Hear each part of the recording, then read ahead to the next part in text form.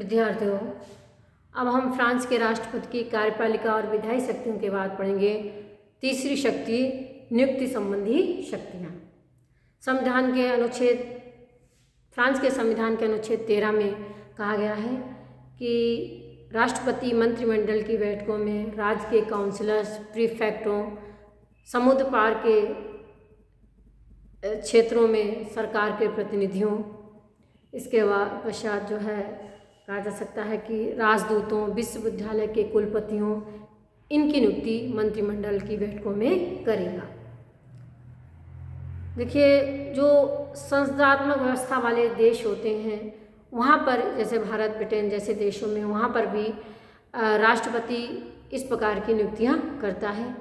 लेकिन वहाँ पर जो नियुक्तियाँ करता है वो ये नियुक्तियाँ मंत्रिमंडल के परामर्श पर करता है, या मंत्रिमंडल प्रधानमंत्री जो भी उन्हें परामर्श देते हैं, जैसा भी परामर्श देते हैं उसी आधार पर वो उन व्यक्तियों की नियुक्ति कर देता है। लेकिन यहाँ पर राष्ट्रपति को इस संबंध में काफ़ी व्यावहारिक और वास्तविक शक्तियाँ मिली हुई हैं, या राष्ट्रपति स्वयं ही जो है इन शक्तियों का प्रयोग करता है, क्योंकि मंत्रिमंडल की नियुक्ति और उसके कार्य संचालन पर राष्ट्रपति का काफ़ी प्रभाव रहता है। इसलिए राष्ट्रपति की इच्छा अनुसार ही इन पदों पर व्यक्तियों की नियुक्तियाँ हो जाती हैं। इस नियुक्ति संबंधी शक्तियों के संबंध में कहा जा सकता है कि फ्रांस का राष्ट्रपति अमेरिका के राष्ट्रपति से भी ज़्यादा शक्तिशाली है। क्यों? क्योंकि वहाँ पर अमेरिका के राष्ट्रपति की जो नियुक्ति संबंधी शक्तियाँ हैं उनके लिए जो है सीनेट के अनुमोदन की आवश्यकता होती है, लेकिन यहाँ पर राष्ट्रपति के लिए इस प्रकार के कोई अनुमोदन की आवश्यकता नहीं होती है। वह जिस व्यक्ति को जिस पद पर नियुक्त करना चाहता है कर सकता है। तो इस प्रकार से उसकी महत्वपूर्ण नियुक्ति संबंधी शक्तियाँ होती हैं। अगला है वैदेशिक संबंधों के संचालन की शक्ति। देखिए, फ्रांस के चतुर्थ गणतंत्र में भी राष्ट्रपति के पास वैदेशिक संबंधों के संचालन की शक्ति थी, लेकिन व्यवहार में इन शक्तियों का प्रयोग जो है जो सेना मंत्री था, रक्षा मंत्री था, वो इन शक्तियों का व्यवहार में प्रयोग करते थे। लेकिन पंचम गणतंत्र में राष्ट्रपति जो है व्यवहार में इन शक्तियों का प्रयोग करता है।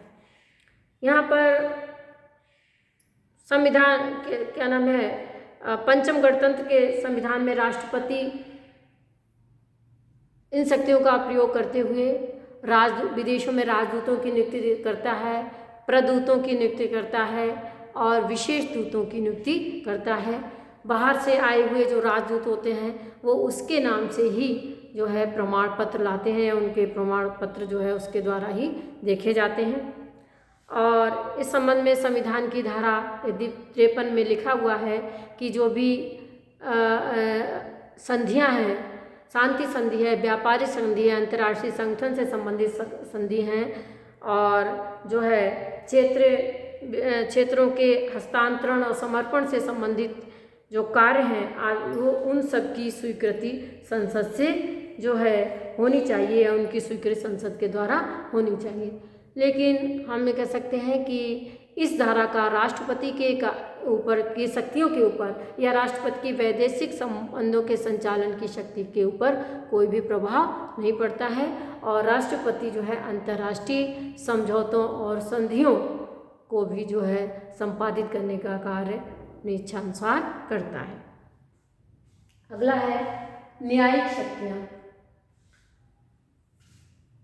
फ्रांस के राष्ट्रपति के पास जो है न केवल कार्यपालिका, विधायी और नियुक्ति संबंधी शक्तियाँ हैं, बल्कि न्यायिक शक्तियों का भी उपयोग किया था। सामान्यतः संविधान की व्याख्या करने का कार्य जो है वो न्यायपालिका के द्वारा किया जाता है, लेकिन फ्रांस में ये कार्य जो है वो राष्ट्रपति के द्वारा ही संपादित किया जाता है। संविधान की धारा 5 में स्पष्ट रूप से लिखा हुआ है कि गणतंत्र का राष्ट्रपति ये देखेगा कि संविधान का सम्मान हो, देश की स्वतंत्रता और क्षेत्र की अखंडता का सम्मान हो, और जो है देश की स्वतंत्रता और अखंडता बनी रहे, साथ ही साथ अपने निर्वाचन के द्वारा वह भी देखेगा कि जो सार्वजनिक शक्तियों की नियमित कार्यशीलता बनी रहे, राज्य की निरंतरता बनी रहे, देश या राष्ट्र की स्वतंत्रता और अखंडता बनी रहे, और इस प्रकार से जो फ्रांसीसी समुदाय जो है उनके समझौते और संधियों का भी पालन हो। इस प्रकार से कहा जा सकता है कि इस संबंध में जो है या इस धारा का फ्रांस के राष्ट्रपति डिगाल के द्वारा बहुत अधिक प्रयोग किया गया। अपनी शक्तियों को बढ़ाने के लिए डिगाल के द्वारा इस शक्ति का या इस धारा का बहुत अधिक मात्रा में प्रयोग किया गया। बाद में फ्रांस के राष्ट्रपति पोम्पिडू द्वारा भी संविधान की धारा 5 का अपनी शक्तियों को बढ़ाने में बहुत ज़्यादा प्रयोग किया गया। साथ ही साथ इसके अलावा फ्रांस के राष्ट्रपति के पास कुछ अन्य न्यायपालिका शक्तियाँ भी हैं, और संविधान की धारा 64 के द्वारा वह इसे न्यायपालिका की स्वतंत्रता का संरक्षक भी माना गया। फ्रांस का राष्ट्रपति जो है वो संवैधानिक परिषद के 9 सदस्यों की नियुक्ति करता है।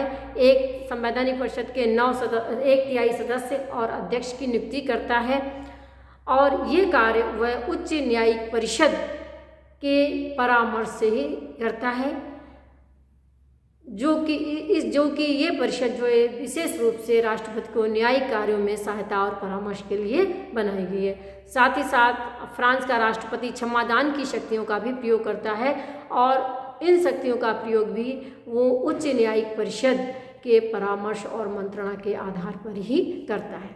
इसके बाद है राष्ट्रपति की संकटकालीन शक्तियाँ।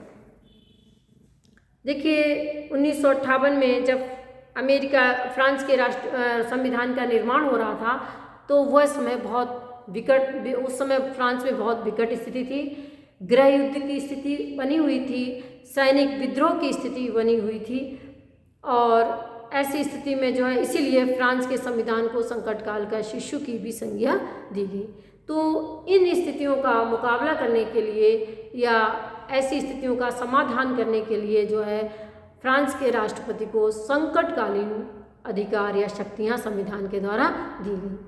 संविधान की धारा 16 के द्वारा राष्ट्रपति को संकटकालीन शक्तियां प्रदान की गई, और उसमें कहा गया है कि यदि गणतंत्र की संस्थाओं को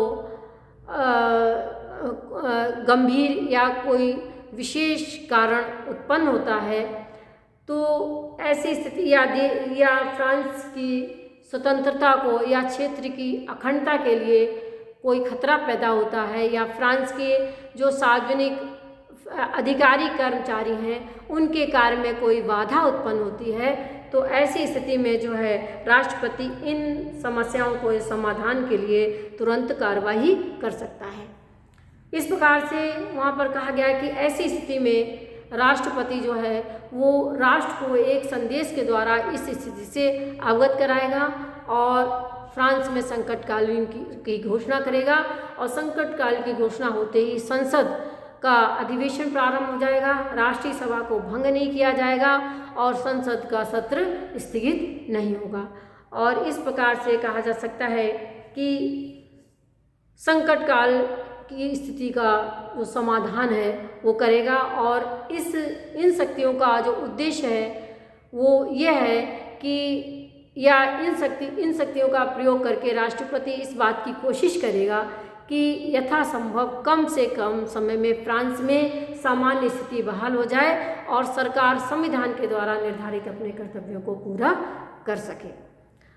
फ्रांस में संकट काल की स्थिति उत्पन्न हुई है या नहीं हुई है, इस बात का निर्णय स्वयं राष्ट्रपति अपने विवेक के आधार पर करेगा।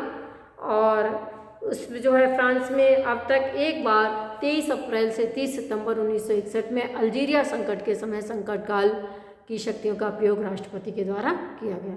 राष्ट्रपति की इन शक्तियों की काफ़ी आलोचना भी की गई। पिकल्स जैसे विचारक के द्वारा कहा गया कि संविधान की इस धारा का जो है राष्ट्रपति के द्वारा व्यक्तिगत अधिकार के लिए दुरुपयोग किया जा सकता है, और ये धारा जो है वो सरकार को उखाड़ फेंकने का भी कार्य या सरकार को पलटने का कार्य भी इसके द्वारा किया जा सकता है। साथ ही साथ इसके विपरीत एरोल जैसे विचारकों का कहना है कि जो है